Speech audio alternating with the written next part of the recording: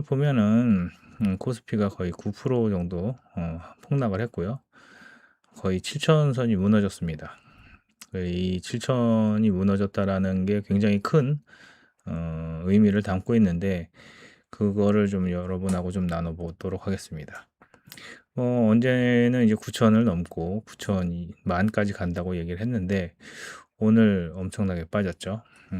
그래서 6월 19일하고 좀 비교를 해보면은 거의 한 30%가 빠졌습니다. 한 달도 아닌데 그렇게 빠졌죠. 그래서 단순하게 이게 조정이라고 얘기하기에는 좀 어렵고, 거의 약세장에 진입한 거라고 봐야 될 것 같습니다. 그래서 오늘 시장을 촉발시킨 거는 이제 그 이란을 공격했다라는 중동 악재이긴 하지만, 미국과 이란이 다시 충돌하고, 또 이제 호르무즈 해협을 뭐 봉쇄했다고 주장하면서 이제 석유값도 오르고, 유가가 오르면서 이제 인플레이션이 강행되고, 금리도 떨어지고, 뭐 하여튼 뭐 그런 이런저런 악재가 생겨서 이제 문제가 생겼죠. 그런데 이제 문제는 뭐냐면은, 예, 박정현님 반갑습니다. 실제로 이제 그 국채 금리가 상승하고 나스닥도 뭐 떨어졌고, 일본 니케이 지수도 2% 정도 하락했는데, 결론적으로 우리나라만 9%가 떨어진 거예요.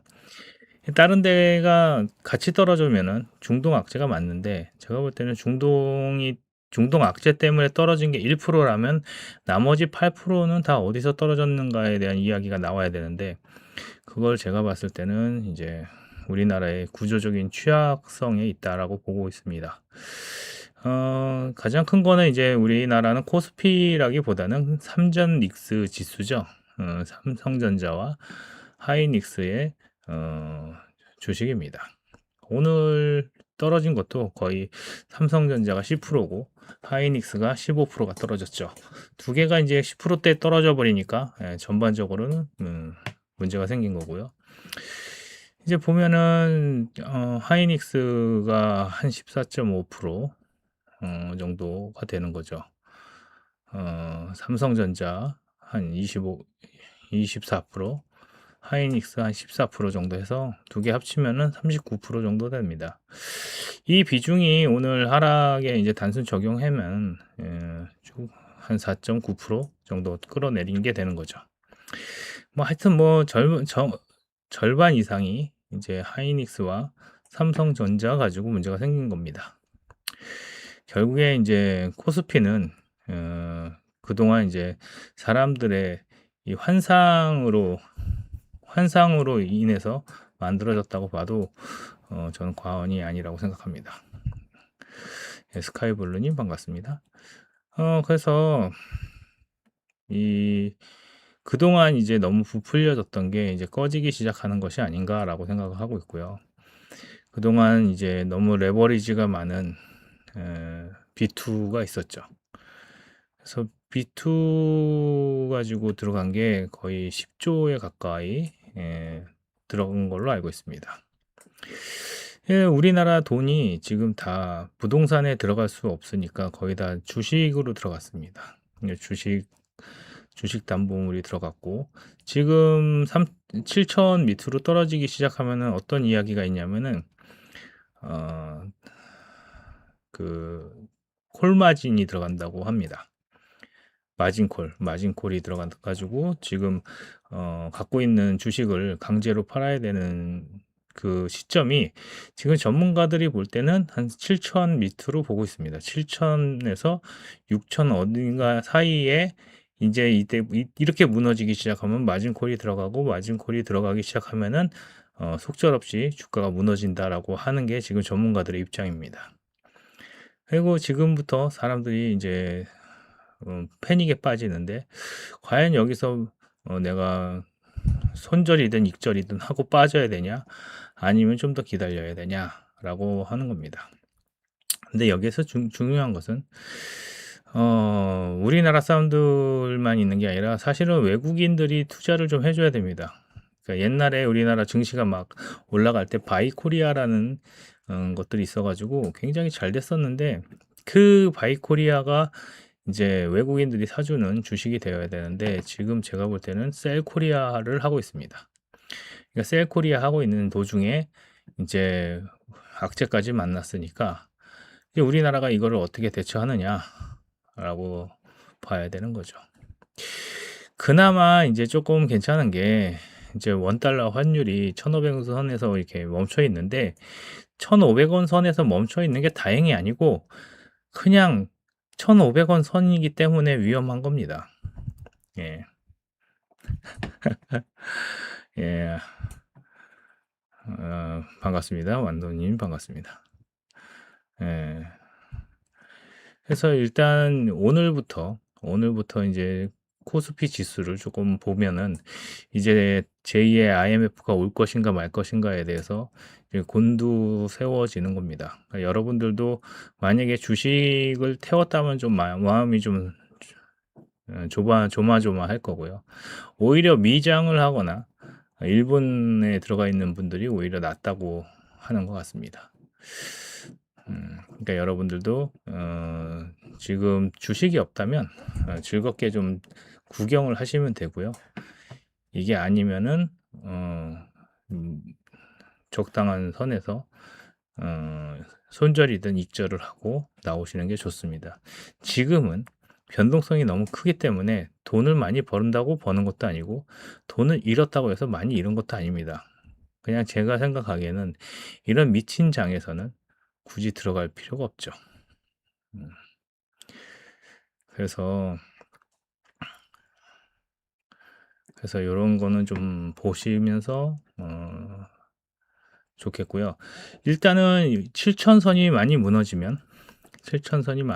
무너지면 이제 되게 안 좋을 겁니다. 한 4-5천까지 전 떨어질 수도 있다고 봐요.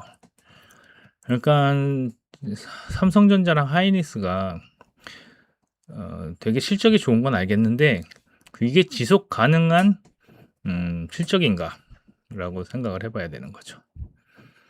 정기 방송 할 계획이 있습니다. 예, 카제님 반갑습니다. 제가 아직 건강이 안 좋아서 건강을 좀 찾으면 좀 루틴이 생길 것 같아요. 지금 7월까지는 제가 아직 좀 안 좋습니다. 한 8월 정도 되면 좀 좋아질 것 같은데 오늘도 이제 여기 치료를 받고 왔기 때문에 그래요. 그래서 정기 방송을 좀 해야죠. 지금은 제가 건강이 조금 좋아지면 정기 방송을 계속 하도록 하겠습니다. 될 수 있으면은 화요일하고 목요일 예전을 할 건지 아니면은 그냥 금요일 저녁을 할 건지 좀 고민을 하고 있습니다. 그래서 저녁 방송이 좋으신지 아니면은 낮 방송이 좋으신지 좀 여러분들 의견도 받아보고요. 그렇게 해서 정리를 좀 해볼까 생각 중에 있습니다. 어쨌든 간에 제가 볼 때는 이 코스피가 이제 내일부터 어떻게 될지가 중요합니다. 지난주 목요일 금요일부터 떨어지기 시작했고 이번 주에 완전히 떨어졌기 때문에 저는 이게 하락세라고 생각을 하고 더 이상 들어올 돈이 없어요. 그러니까 우리나라의 투자의 문제는 뭐냐면은 개인마다 투자론이 있어야 됩니다. 나는 이렇게 투자하겠다, 난 저렇게 투자하겠다 하는 투자론이 있어야 되는데 그 투자론이 없습니다. 우리나라 사람들은 내가 이렇게 해서 투자를 해서 이렇게 벌겠다라는 목표가 없기 때문에 자꾸 어떤 식으로 가냐면은 뭘 사면은 돈을 버냐 이렇게 가는 거죠. 그건 뭐랑 똑같으냐면요. 우리는 공급자여야 돼요. 그러니까 투자를 한다라는 것은 내가 공급자의 마인드를 갖고 있어야 됩니다. 근데 지금 투자를 어떻게 하냐면 소비자의 마인드로 투자하고 있어요. 그러니까 무슨 얘기냐면은 뭘 사면 좋아요예요. 뭘 사면 좋아요냐면은 어떤 상품이 있으면 이거를 사서 좋은 건 뭐냐면은 이것을 내가 사용하는 겁니다. 내가 사용하면서 내가 효용감을 느낄 때 소비하는 거죠. 근데 주식은 어떻게 해야 되냐면 내가 샀으면 돈을 벌기 위해서는 누군가에게 팔아야 되는 거죠. 그래서 뭘 생각해 봐야 되냐면은 내가 이거를 샀을 때 누구한테 이걸 팔겠다라는 것이 서 있어야 됩니다. 그러니까 그 공급단의 맨 위에 있는 사람이 결국에는 돈을 버는 거예요. 만약에 삼성전자를 4만 원에 산 사람이 나는 이것을 8만 원에 들어오는 사람에게 팔겠다 그러면 4만 원에 사서 8만 원에 팔고 나는 4만 원의 이익을 본 겁니다. 그런데 갑자기 폭등할 수가 있어요. 내가 4만 원에 사서 8만 원에 팔기로 했는데 이게 뭐 12만 원이 되고 20만 원이 될 수 있죠. 그럼 그때 파냐 이거예요. 안 판다고. 왜? 내가 공급할 생각이 아니라 뭐해? 내가 이 주식을 소유하면서 내가 돈을 벌었다라는 그 소비를 하는 겁니다. 이해가 되십니까?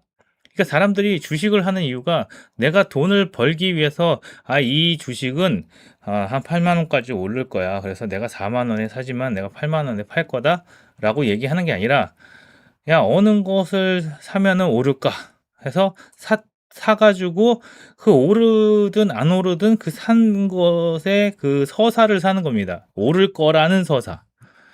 이걸 사면은 오를 거라는 그 서사, 그 기분, 그 효용성을 사가지고 좋아하는 거예요. 그래서 그걸 소비하고 나면 어떻게 돼요? 안 오르면은 안 오른 채로 파는 거고, 오르면은 올랐다고 파는 겁니다. 근데 문제는 뭐냐면 올랐을 때 내가 파는 게 과연 내가 목표한 사람한테 파는 것이냐가 아니고 그냥 올랐으니까 사는데 팔았는데 그걸 사는 사람이 있는 것 뿐이죠. 그러니까 저는 그 부분이 굉장히 우리나라 사람들에게 필요한 것이라고 생각해요. 그러니까 주식이라는 투자라는 소비를 하지 마시고 투자라는 스토리를 소비하지 마시고 내가 돈을 어디서 벌어서 어떻게 하겠다라는 마음을 갖고 있어야 돼요. 그래서 장기 투자를 하시는 분들은 어떤 마음으로 장기 투자를 하는 거냐면은 이게 오르든지 말든지 우상향할 거라는 확신이 있는 상태에서 조금씩 사서 내가 이자보다는 더 높게 먹어야겠다라는 마음을 갖고 하는 겁니다. 근데 그 마음을 갖고 하는 게 아니라 그냥 단순하게 내가 돈을 번다는 거? 막연하게 돈을 번다. 내가 주식으로 막연하게 돈을 벌 거라고 하면은 돈이 안 벌리는 거죠. 그러니까 내가 투자에 있어서 내 투자론을 정확하게 만들어야 돼요. 내가 장기 투자를 할 건지 이게 이 투자를 하는 이유가 적금보다는 이게 더 확실한 투자처라든지 아니면 내가 뭐 5%를 먹겠다든지 내가 뭐 50%면 50%를 먹겠다든지 그런 확신이 있는 상태에서 들어가야 되는 거죠. 그래서 그런 투자론이 없으면 내가 20%에도 못 먹고 50%에도 못 먹고 200%에도 못 먹는 겁니다. 왜냐? 엑시트하는 방법을 모르니까. 애당초 주식을 산 목적이 없어서 그렇습니다.